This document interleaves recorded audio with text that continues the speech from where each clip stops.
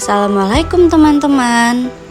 Apakah kalian sudah tahu asal-usul jamu yang pernah kalian konsumsi? Apakah benar jamu yang berbahan alami itu aman tanpa efek samping? Seperti apa sih jamu yang berkualitas dan aman untuk dikonsumsi? Yuk kita akan membahas lebih dalam seputar jamu. Sebelum membahas lebih dalam mengenai jamu, kita harus tahu apa sih jamu itu? Menurut Peraturan Menteri Kesehatan Nomor 3 Tahun 2010, jamu adalah bahan atau ramuan bahan yang berupa tumbuhan, bahan hewan, bahan mineral, sediaan serian, atau campuran dari bahan tersebut yang secara turun-temurun telah digunakan untuk pengobatan berdasarkan pengalaman dan dapat diterapkan sesuai dengan norma yang berlaku di masyarakat. Banyak banget nih orang yang senang mengkonsumsi jamu karena mereka percaya kalau jamu bisa menyembuhkan atau mencegah penyakit. Bahkan, jamu sendiri bisa untuk menjaga kebugaran, kecantikan, dan juga stamina tubuh. Memangnya benar ya seperti itu? Jawabannya, tentu saja bisa benar, namun bisa juga tidak benar. Perlu dilakukan pembuktian untuk mengetahui apakah jamu yang kita konsumsi itu aman dan juga berkhasiat, ataupun justru akan merugikan kita. Kabar baiknya, ternyata di Indonesia sudah ada penelitian berbasis pelayanan atau yang biasa disebut dengan saintifikasi jamu untuk membuktikan khasiat dan juga keamanan jamu.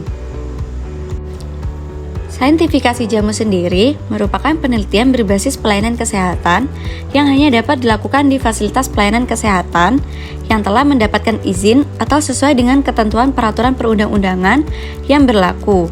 Sedangkan jamu saintifik atau produknya merupakan jamu yang telah mengalami berbagai proses penelitian dan juga sudah terbukti secara ilmiah dan sangat aman untuk dikonsumsi oleh masyarakat luas.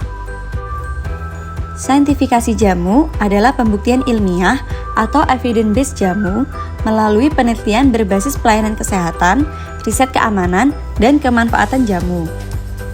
Meskipun jamu secara sosial budaya telah diterima oleh masyarakat Indonesia sebagai cara pengobatan tradisional, namun jamu belum dapat diterima dengan baik oleh kalangan profesi medis sebagai alternatif terapi.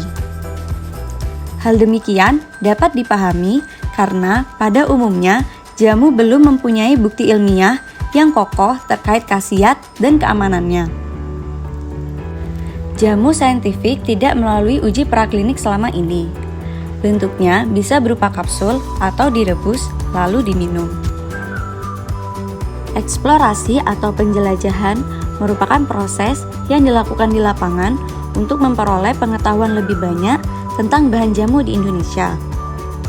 Yang kemudian dilakukan identifikasi dan diuji aktivitasnya dari cemaran bahan jamu. Setelah dilakukan identifikasi, kemudian dilakukan determinasi dengan membandingkan satu tumbuhan bahan jamu dengan tanaman bahan jamu yang sudah dikenal sebelumnya. Tujuannya untuk menghindari kesalahan yang sama dalam pengumpulan bahan obat yang akan diproses. Selanjutnya, dilakukan standarisasi pada tanaman obat dengan tujuan untuk menjamin mutu produk yang dihasilkan, sehingga mutu simplisia dapat dikendalikan dan diperoleh bahan baku yang seragam, yang akhirnya akan menjamin efek farmakologi tanaman. Adanya standarisasi juga sangat penting untuk mengembangkan obat dari bahan alam yang tersebar luas di Indonesia, sehingga keamanan dari sediaan obat tersebut nantinya dapat dikembangkan menjadi fitofarmaka dan obat herbal terstandar atau OHT. Standarisasi tanaman dilakukan dengan mengkarakteristik serta mengidentifikasi tanaman agar dapat dibedakan dari tanaman lainnya. Identifikasi dapat dilakukan dengan mengamati ciri morfologi dan harus mengacu pada metode yang jelas maupun sesuai dengan kajian ilmiah. Terdapat 5 metode yang dapat dilakukan, yakni dengan kunci taksonomi, menulis deskripsi tanaman, membandingkan spesimen, membandingkan gambar, dan yang terakhir, pendapat lembaga atau ahli. Jika standarisasi tanaman obat sudah dilakukan, maka selanjutnya dapat dilakukan dengan pencarian tanaman yang sesuai dengan standar tersebut. Tanaman tersebut nantinya akan menjadi bahan baku dari sediaan jamu. Bahan baku tersebut diharapkan sesuai dengan standar yang telah ditentukan dan selanjutnya dilakukan persiapan bahan baku. Bahan baku nantinya akan diproses sedemikian rupa agar menjadi simplisia yang sesuai standar dan memiliki mutu yang terjamin. Penanaman tanaman obat juga perlu diperhatikan agar bahan baku selalu tersedia dan juga selalu sesuai dengan standar yang telah ditentukan.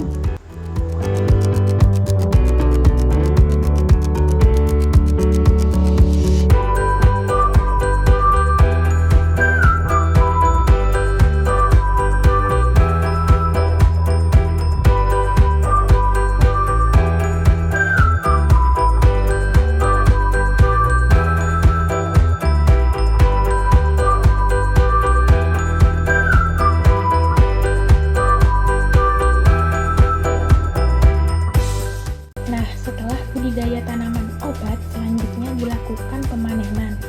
Pemanenan tanaman obat merupakan kegiatan pengambilan bahan dari tanaman yang berupa herba, daun, akar, batang, kulit batang, bunga, buah, dan biji yang akan dipergunakan sebagai bahan baku jamu.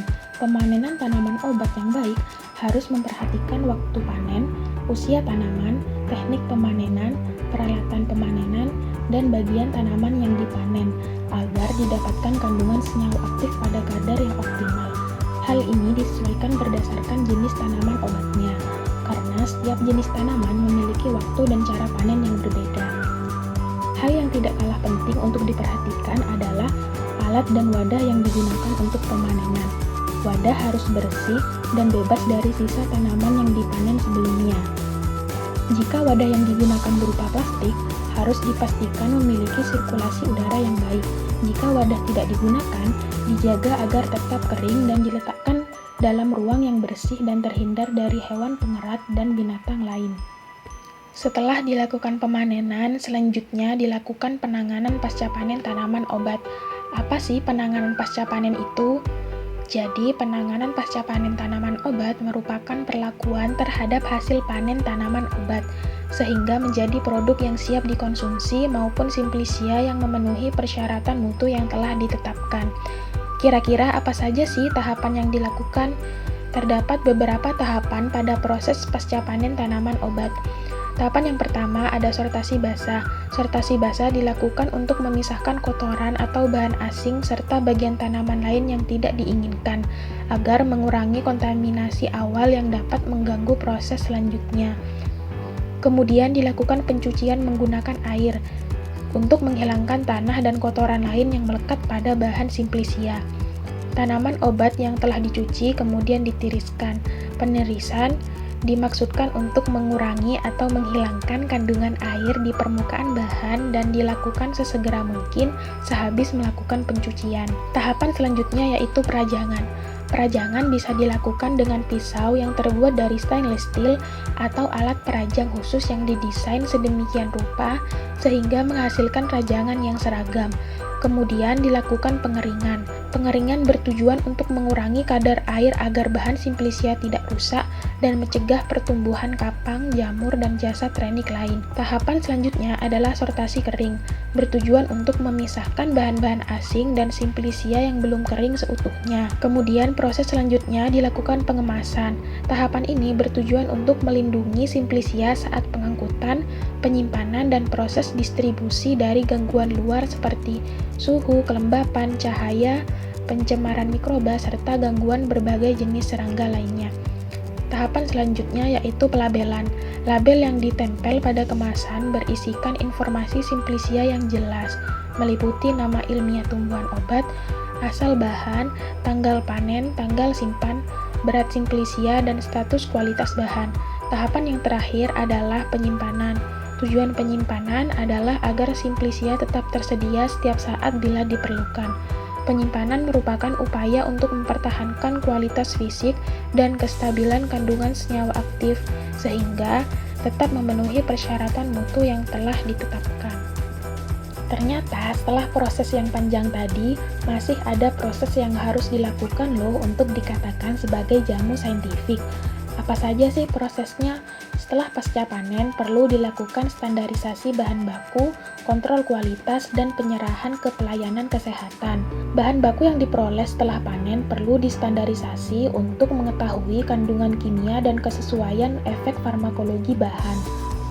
Pengujian standarisasi bahan baku meliputi pengujian parameter spesifik yang menguji profil kromatografi dan senyawa spesifik tanaman. Pengujian parameter non-spesifik seperti uji kadar air, kadar abu total, kadar sari larut air dan etanol, dan rendemen ekstrak, serta pengujian parameter standar mutu.